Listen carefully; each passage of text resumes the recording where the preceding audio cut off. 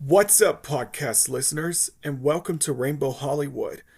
I'm Caleb Law, and I'm digging in for this week for some latest entertainment news.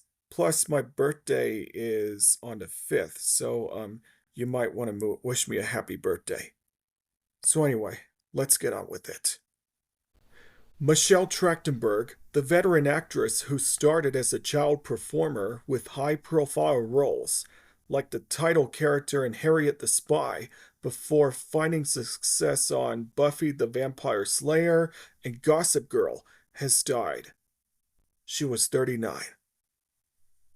It was great sadness to confirm that Michelle Trachtenberg has passed away, her rep confirmed to The Hollywood Reporter on Wednesday morning. The family requests privacy for their loss. There are no further details at this time. The New York Post was first to report the news of her death. Trachtenberg was born in New York as the daughter of Jewish immigrants on October 11, 1985.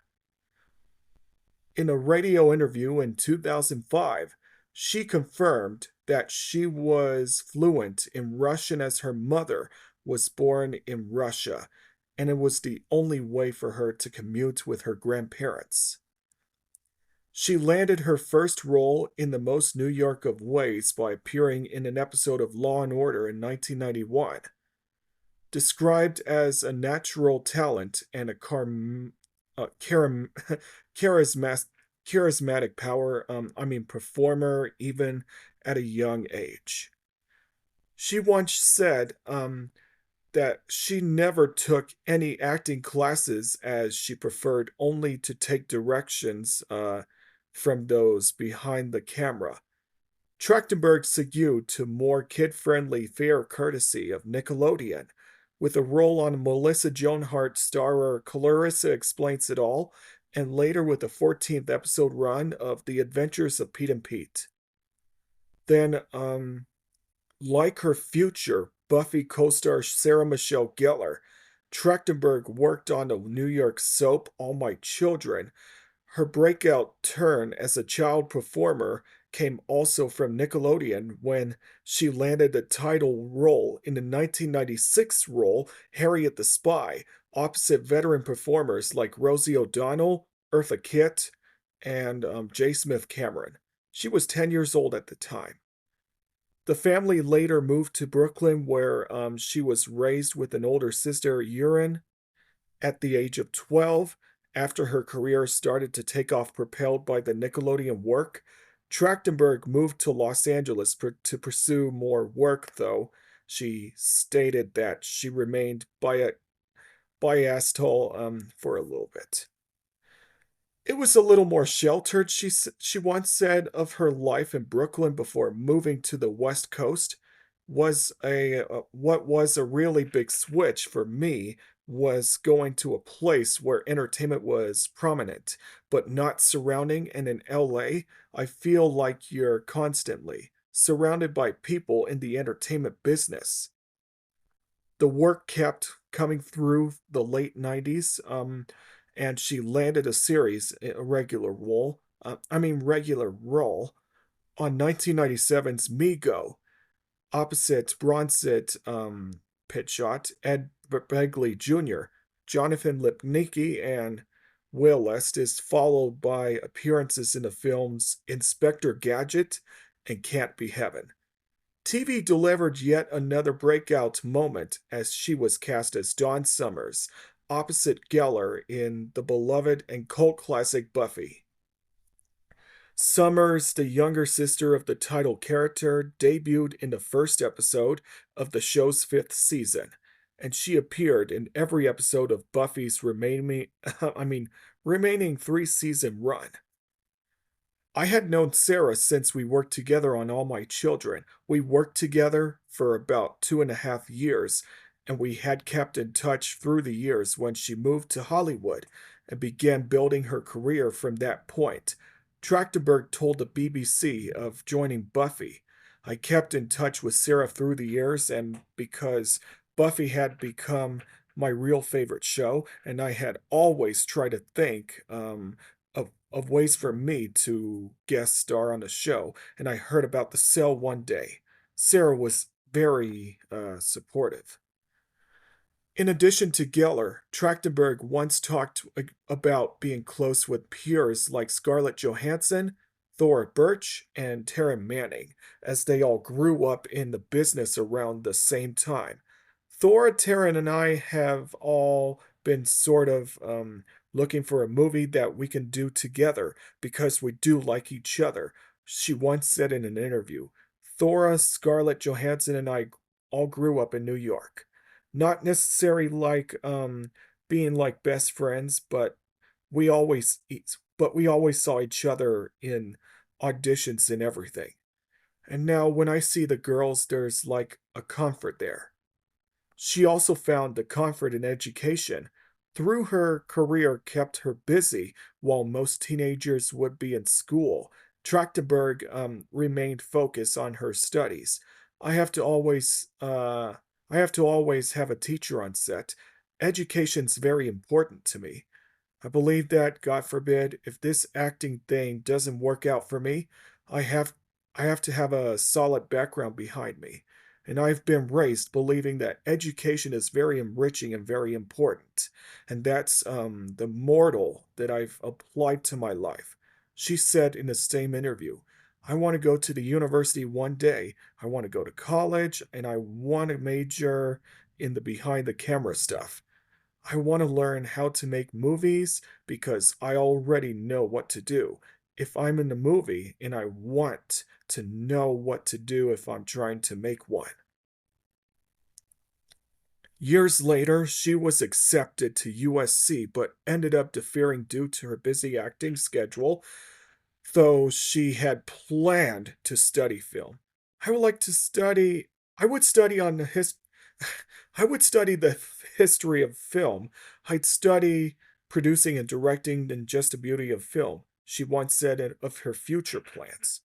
But after Buffy wrapped its run in 2003, Trachtenberg kept busy with camera work, starring in the cult classic comedy Euro Trip opposite Jacob Pitts. Scott, I don't know his last name, I can't mispronounce it. Kristen Krug and Matt Damon, who had a cameo in a film written and directed by Seinfeld alums Jeff Schaffer, Alec Berg, and David Mandel. Trachtenberg segued to more adult fare in Greg Araki's Mysterious Skin, opposite Bra- Brady Corbett, and Joseph Gordon-Levitt, and the beloved and critically acclaimed HBO series 6 Feet Under. Her other credits include Robot Chicken, Guidance, Sleeping Beauty, NCIS, and Mercy. NCIS Los Angeles, I mean. She had another high-profile run on a small screen courtesy of Gossip Girl, playing manipulative socialite Georgina Sparks for 28 episodes. She reprised her role on the HBO Max reboot 3 years ago, which was her final Hollywood credit. She seemed to relish playing an evil character like Georgina. It's actually kind of easy because the words that they write are so fantastic. It's kind of easy to be evil when you're saying evil things. It's definitely a lot more than playing the good girl. I love the reaction you get. I never understood why some actors don't want to play villains or evil characters, she told 17. Asked by the mag if there were any girls like Georgina when she went to school, Trachtenberg confirmed that there were, in school, the girls were mean to me and the boys didn't ask me out. I always dreaded going back to school because I knew I would have to face a lot of mean kids, she said. Years later, she elaborated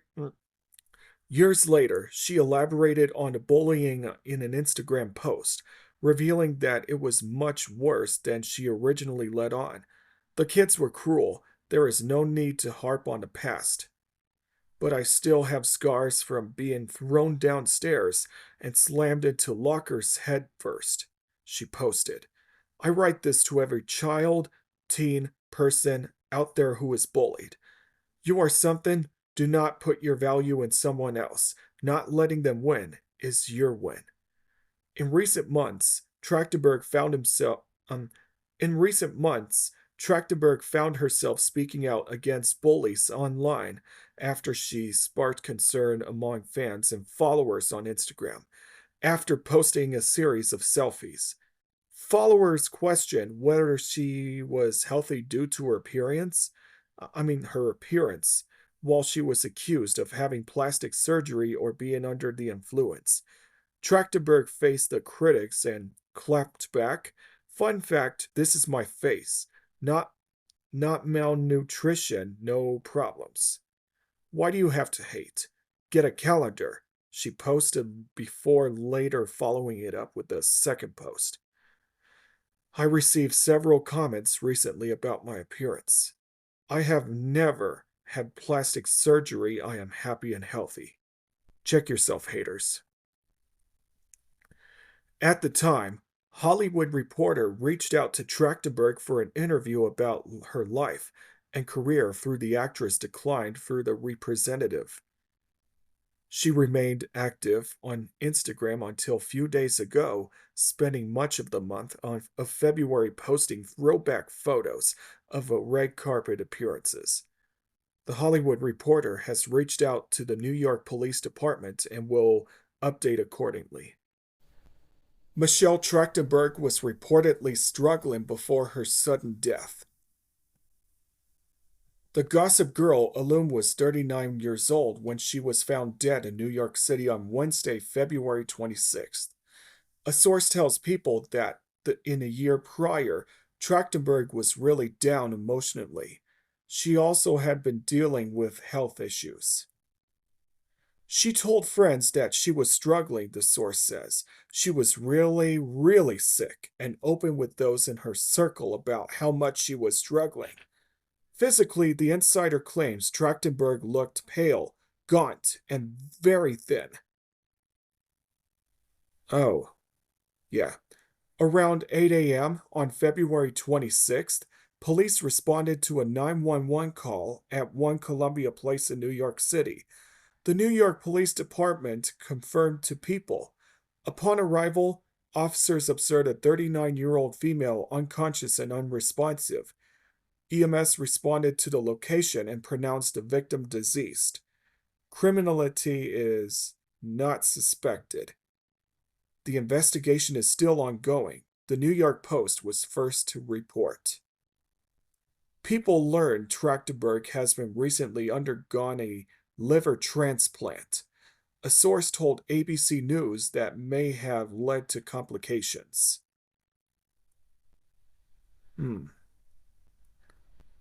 Although Trachtenberg did not publicly reveal any health conditions, she did respond to people questioning her well-being after she posted a selfie to her Instagram in January 2024. Fun fact, this is my face. She captioned a follow-up post. Not malnutrition, no problems. Why do you have to hate? Get a calendar. She then shared another post writing, I've received several comments recently about my appearance. I have never had plastic surgery. Like, I am happy and healthy. Check yourself, haters. Trachtenberg got her start in commercials before landing roles on Nickelodeon's The Adventures of Pete and Pete and All My Children at 9 years old in 1993. She went on to star in Harriet the Spy in 1996 and then took on a role of Dawn Summers, Buffy's little sister, in Buffy the Vampire Slayer. From 2008 to 2012, Trachtenberg played Georgina Sparks, a recurring character on the hit series Gossip Girl. In 2023, She reprised the role of 2 episodes of the Max reboot, which ultimately marked her last on screen appearance. Yeah, may God let her rest in peace. Blake Lively is encouraging others to hold those you love, close in the wake of her Gossip Girl actor Michelle Trachtenberg's sudden death at age 39 on February 26th. Lively shared a length Lively shared a lengthy tribute to Michelle Trachtenberg on her Instagram stories on Wednesday, hours after the New York Police Department confirms the latter's death in New York City to People. Trachtenberg and Lively both appeared on the 2007-2012 series, with Trachtenberg portraying a bad girl Georgina Sparks, a frenemy to Lively's Serena van der Woodsen. This was the first day I met Michelle, wrote Lively in her caption, shared alongside a photo of the pair from Gossip Girl. She was electricity.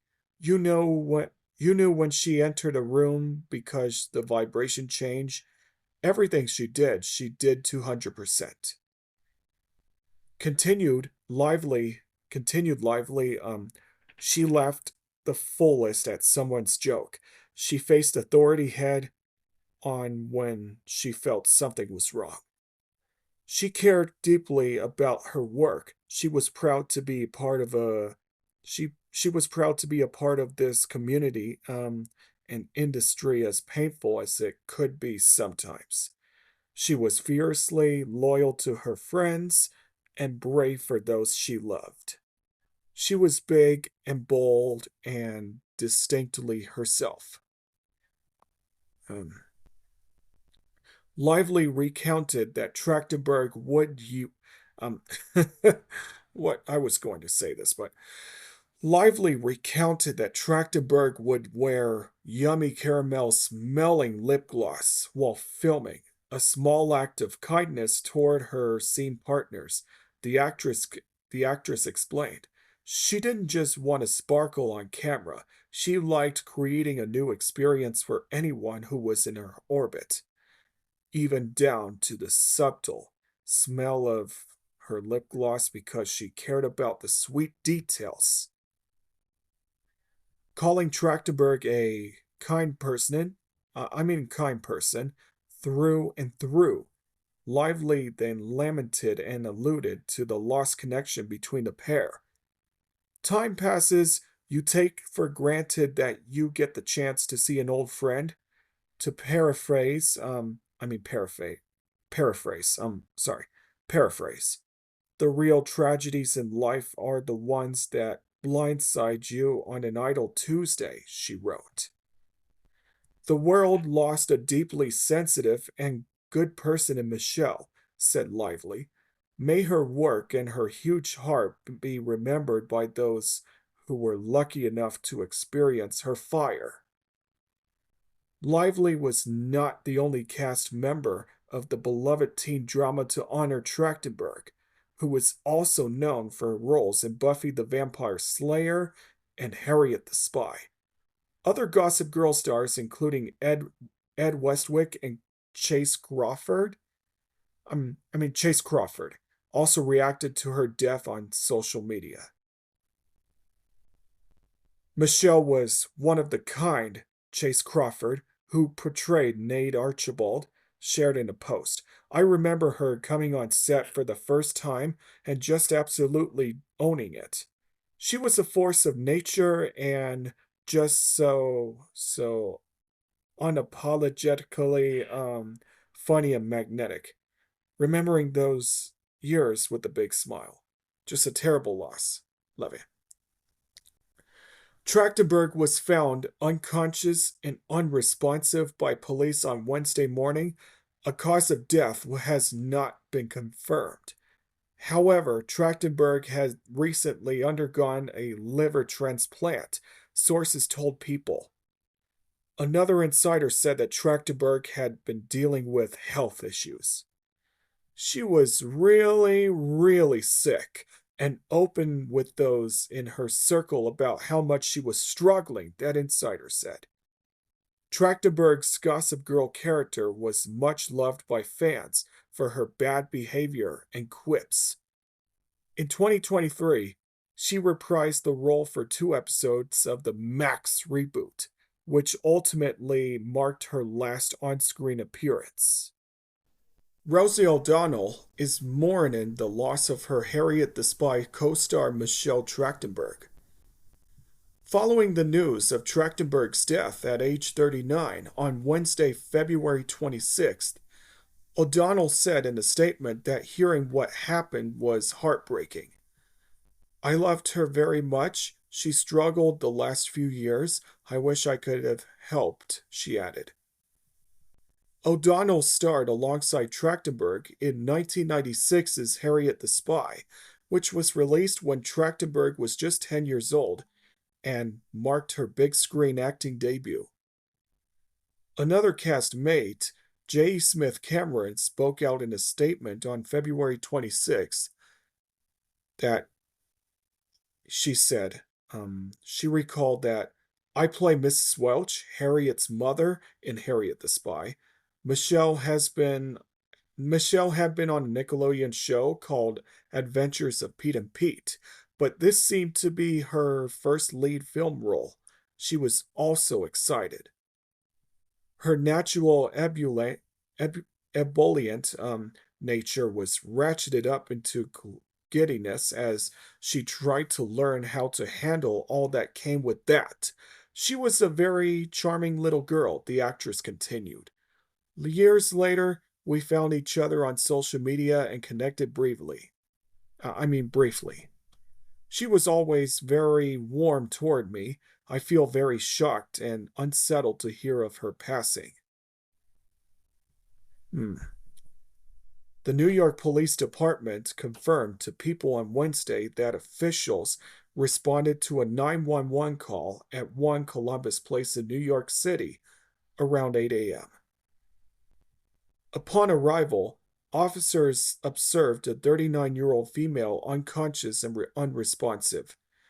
EMS responded to a location and pronounced a victim deceased, police said, adding, criminality is not suspected. The investigation remains ongoing. The New York Post was first to report on her death. Trachtenberg, I think I already read this. And last thing for this one on People. The actress's final Instagram post was 7 days ago, where she shared a throwback of herself wanting to look like Nani Tinkerbell. It seems like a hashtag Tinkerbell. But God, that was very emotional for her, which, that I really missed her so much. Michelle Trachtenberg made an impact on the industry as far back as her first leading role in the 1996 comedy movie Harriet the Spy. The actress, known for later roles on popular television series Buffy the Vampire Slayer and Gossip Girl, was found dead at Wednesday at age 39. After gigs as a child actress on such shows as All My Children and Adventures of Pete and Pete. Trachtenberg landed her feature film debut in Harriet the Spy, which Paramount released on July 10, 1996, back when she was 10 years old. Bronwyn Hughes, who directed Harriet the Spy, tells the Hollywood Reporter that the project was a special one for both herself and her younger star, given that the movie was also Hughes' feature directorial debut. Rosie O'Donnell, J. Smith Cameron, and Gregory Smith rounded out the cast for the film that adapted Louise Fitzhugh's 1964 children's children's novel of the same name.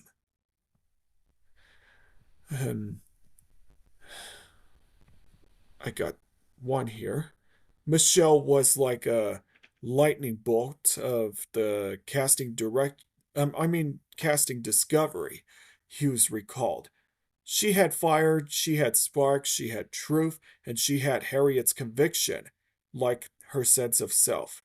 No one else came in this room like that. So she had that acting genre that you can't really teach. It's innate, which is not something you find very often. The director remembers Trachtenberg being eager to whatever was needed help for the film. I mean, whatever was needed to help the film. In the shoot, we would ask to climb or fight or cajole or make us laugh or tease or throw herself face down into a vat of blue paint, and she could do it all, Hugh said. She did it all with total immersion, and total conviction. She was everything that Harriet needed to be, and she never had a false note. And you couldn't really take your eyes off her. That was a magical casting for us. Among other notable industry figures to have reacted publicly to Trachtenberg's death is O'Donnell, who said in a statement that the news was heartbreaking and added, "I loved her very much." Hughes, who has more recently directed episodes of The Walking Dead, Better Call Saul, and The Good Doctor, says it has been meaningful for her that she often hears from Harriet the Spy fans, who remain passionate about the movie's impact on them. The director has also felt proud that Trachtenberg went on to a successful career, including roles in such features like Inspector Gadget, Eurotrip, Ice Princess, 17 Again, Cop Out, and Gossip Girl. As Hughes note, she had the it factor for sure. Tom Hardy is on the hunt for politician's missing son in the trailer for the Netflix movie Havoc. Writer and director Garth Evans' feature is set to begin streaming on April 25th. Forrest Whitaker, Tiffany Oliphant, and Justin Cornwell, Jesse May Lee, and Louise Guzman round out the cast. Havoc centers on Walker, a jaded detective forced to confront his past mistakes after he sets out to find a politician's estranged son who disappeared following a botched drug deal. The trailer showed Hardy butting heads with authority figures, including one played by Whitaker. "And don't forget, I know what you did," Whitaker says ominously in the footage. This leads Hardy to reply, "You have no idea what I did." Evans helmed the film from his own script. Hardy, Evans, and Ed Telfan and Aram Terdzakian serve as the producers. Hardy led the 2024 features The Bike Riders, which also stars Austin Butler and Jodie Comer, and Venom: The Last Dance, marking the third film in the Sony trilogy that focuses on the titular Marvel character. He can also be seen in Paramount Plus series Mobland from executive producer Guy Ritchie. Evans is known for writing and directing the 2011 action flick The Raid and its 2014 sequel. He also helmed the 2018 Netflix horror movie Apostle, starring Dan Stevens, Lucy Boynton, and Michael Sheen. During a 2020 interview with the YouTube channel Rossitron, Evans expressed his excitement about filling Havoc with big action sequences. Havoc is going to be Havoc is going to be me unleashing the last 3 or 4 years of not doing something really big scale with action. And I couldn't be more thrilled to make that film next, he said at the time. Huh.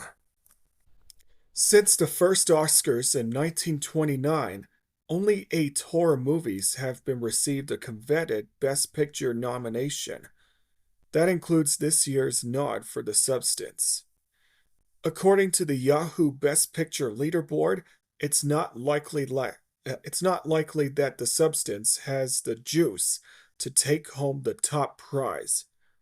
Only one horror movie has ever done so, The Silence of the Lambs, and that was over 3 decades ago.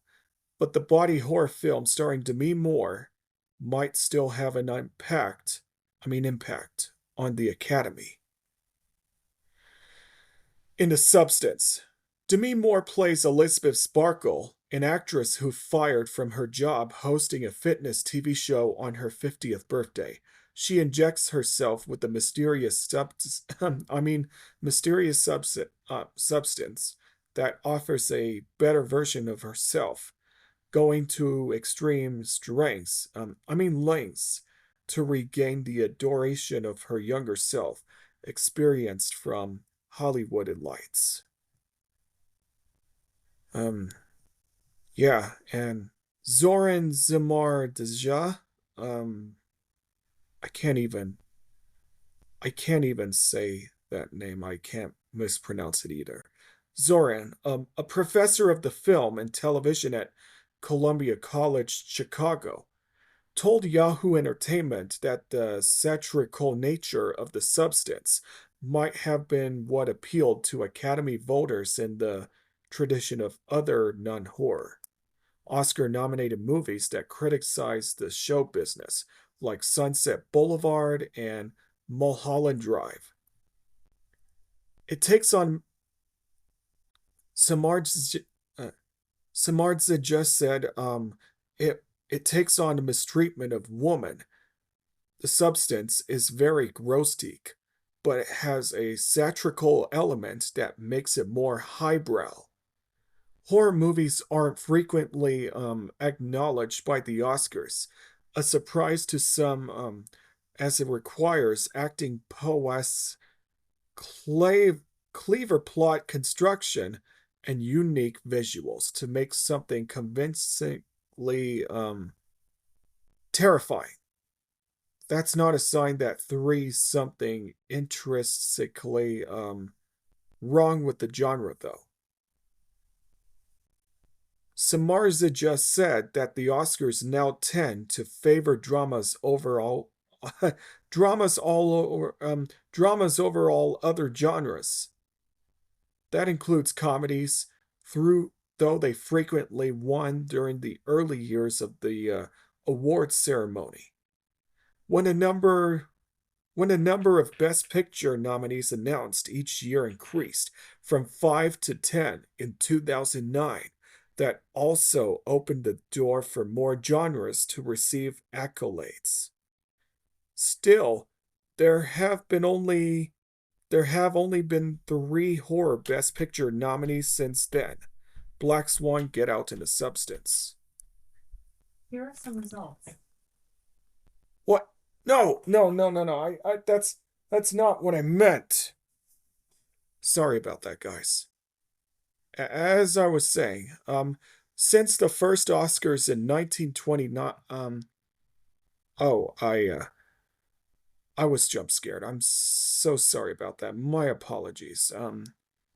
Okay, let's see. Here we go.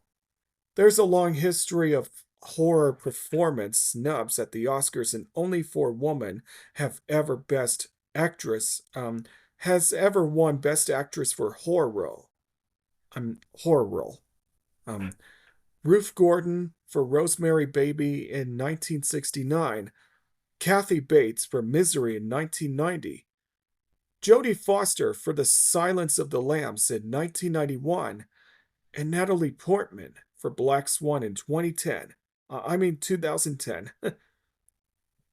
That's part of what makes Demi Moore's front-runner status in the year's race so compelling, as she racks up awards at the Golden Globes, the Critics' Choice Awards, and the SAG Awards. Um, that's kind of like odd. Hmm.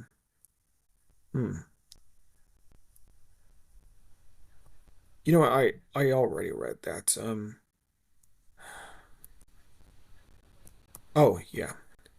It helps that Moore, who has been a household for decades, like a household name, is beloved by Hollywood and is receiving what many see as long overdue praise. Samardzija said some of the top awards at the Oscars have a lifetime achievement aspect that considers the nominee's body of works rather than the one singular performance for which they're specifically being recognized. In her Golden Globe I mean, in a Golden Globe acceptance speech, Moore said that 30 years ago, a producer told her that she won a popcorn actress, which made her feel like an award win wasn't something I was allowed to have. She said, I celebrate this as a marker of my wholeness and as of the love is that is driving me and for the gift of doing something I love and being reminded that I do belong. Her speech went viral, building momentum for her wins throughout the awards season. Um, Even if Moore doesn't win the Oscar and the substance goes home empty handed, it still made an unexpected $77 million at the box office. Horror is currently the fastest growing film genre, having doubled its market share from 4.87% in 2013 to 10.08% in 2023. According to the industry data service, The Numbers, it also had a great year in 2024 with critical and theatrical successes like Nosferatu, Longlegs, and Smile 2. Horror-centric streaming service Shudder is opening the door for independent and small studio genre flicks to find a bigger audiences, Samardzija said. The niche genre of the body horror could also become more popular as people try to replicate the success of the substance, or distributors begin to see that audiences can tolerate and delight in that level of gore. Body horror flick together was Body Horror Flick Together was one of the highest selling acquisitions at the 2025 Sundance Film Festival. There's enough profitably to the genre that it never dies, Samardzija just said, giving horror the same indestructible attribute often bestowed upon its most sinister villains. More and the substance has been infused the genre with new life. That's a big one. Disney is going back to the Descendants verse for the fifth time. The company has a greenlit for a fifth movie in the franchise, which will follow the events of 2024's Descendants: The Rise of Red. Kylie Cantrell and Malia Baker will reprise their roles as Red and Chloe, the daughters of the Queen of Hearts and Cinderella, and Leonardo Nam will also return as Maddox Hatter. Production is scheduled to begin soon on a film, which will premiere on the Disney Channel and Disney Plus. Kimmy Gatewood will direct the film. Tomorrow Chestnut and Rise of Red scribes Dan Frey and Rue Sommer wrote the script.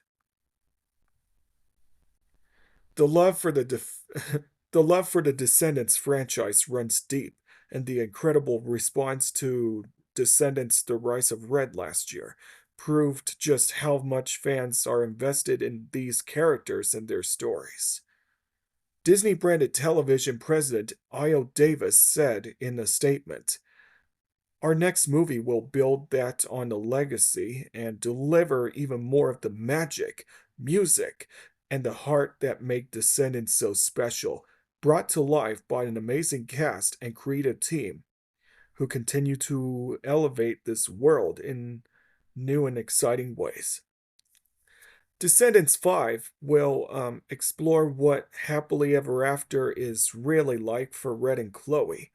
Following their return from their time traveling adventures, the film's longline reads, set primarily in present day Wonderland, the sequel delves into the warning at the end of the previous movie. There are consequences when you alter the fabric of time.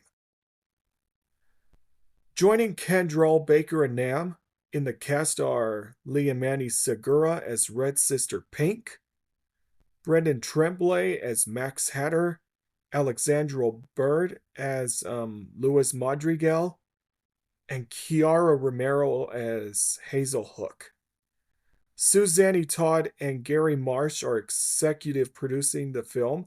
Gabe Wood and Chesna are co-EPs. Emilio Dosal will choreograph the music the movie's choreograph the movie's music and dance sequences. Chore, choreograph choreograph choreograph oh, I'm sorry, I was trying to pronounce that word. Anyway, Rachel Zegler acknowledged the backlash against her years-old comments about Disney's Snow White live-action remake, attributing the kerfuffle to fans' passion for the princess. Zegler will star as the titular Snow White in the upcoming film. Her casting, first announced in 2021, was met with outrage due to her Colombian descent.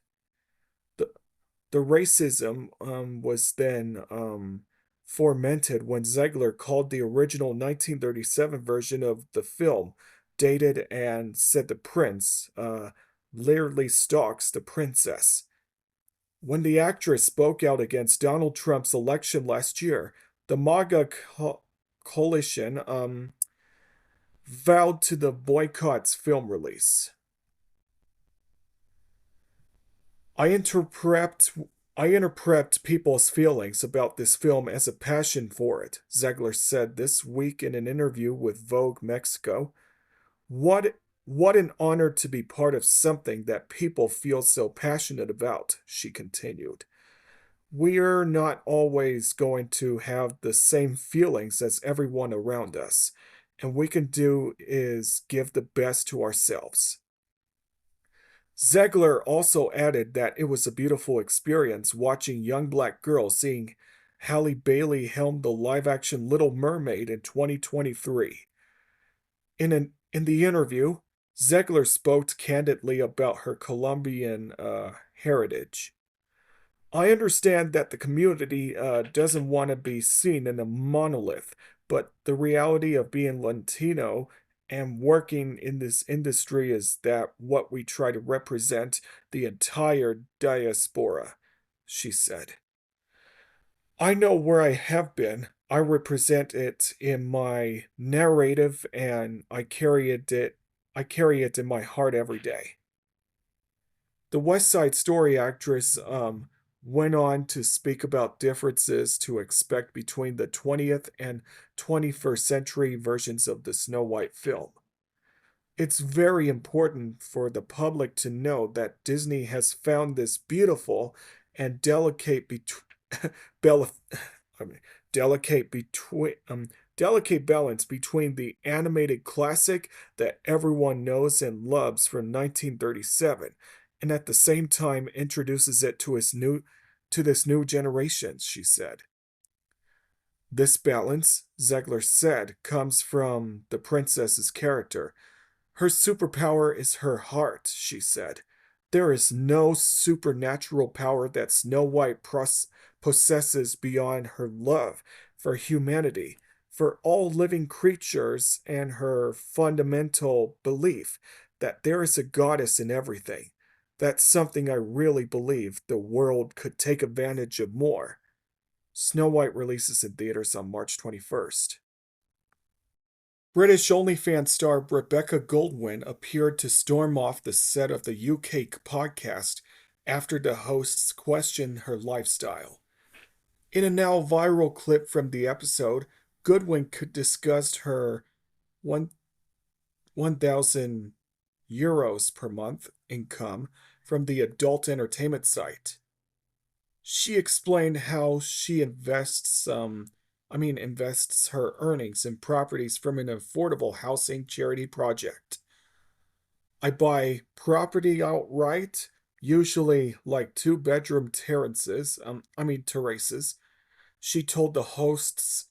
She told she told the hosts of reality check show. Me and my business, me and my business partner, we rent them out to people that are low income facilities for a price that's like 450 euros a month for a two bed. Um, at one point in the episode, one of the hosts one of the hosts asked Goodwin, apart from the things you're doing with charity and that, which is really good, by the way, what are you actually contributing to society with the work that you do? She defended her job by explaining she pays taxes, which are what makes society run. She continued to ask, why does my job have to contribute to society? My job is contributing to make sure that me and my kids are okay. The hosts laughed as one the hosts laughed as one noted that they pay all taxes. But Goodwin pushed on, I pay enough taxes to pay 30 nurses' wages a year, she insisted. As the men continued to joke, she pushed her microphone and walked away from the cameras. I'm gonna get off now. You are the most disrespectful people I'm gonna get off now. You are the most disrespectful people I ever met, she said as she stood up. One of the hosts claimed they were only joking, as the other looked confused by her sudden departure. On February 16th, Goodwin took to her personal TikTok account to deal her negative experience on the show, which is hosted by Shuan Maroof and CJ McKenna, per the podcast's Instagram page. According to the online model, she drove 3 hours to make an unpaid appearance on the episode. At one point, she claimed that one of the men who was in attendance for the taping is literally an OnlyFans model, and all they do is drag OnlyFans girls down to absolutely rip them to shit. The official reality check show Instagram page shared a longer video of Goodwin with the footage of the conversation that preceded her storming out. At one point, she spoke about how she rented a motorhome and drove her kids around the UK for a 6-week vacation. During her explanation of their journey, the hosts continuously interrupted her to joke about the road trip, prompting the OnlyFans creator to leave the set. Ask yourself this. Was she really intimidated or bullied by 3 men on the podcast? Or did she lose the temper because she was embarrassed? The video caption read, Goodwin followed with a TikTok responding to the controversy, beginning by thanking her fans and followers for their support in the conflict. I had absolutely no idea that many people liked me, she said. I will admit that in that podcast I was not my best self. Okay? I was overstimulated. I was frightened by the tears. I was defensive. I couldn't get my post across correctly, she continued. They are using those bits to sort of try and make me look like a bad person. She then clarified some of her quotes featured in the clips, referring to the part of the podcast episode where she justified her OnlyFans work by comparing it to jobs with less flexibility and lower pay. You shouldn't be choosing whether you eat or heat your home while working for a billionaire company, said Goodwin. That is not okay, and that was the point I was trying to get across. Okay, that's all the time we have for this week, and I'll be looking forward for next week on Rainbow Hollywood, a podcast with Caleb Law. I'm Caleb Law, and we'll see you next time on Rainbow Hollywood. Bye.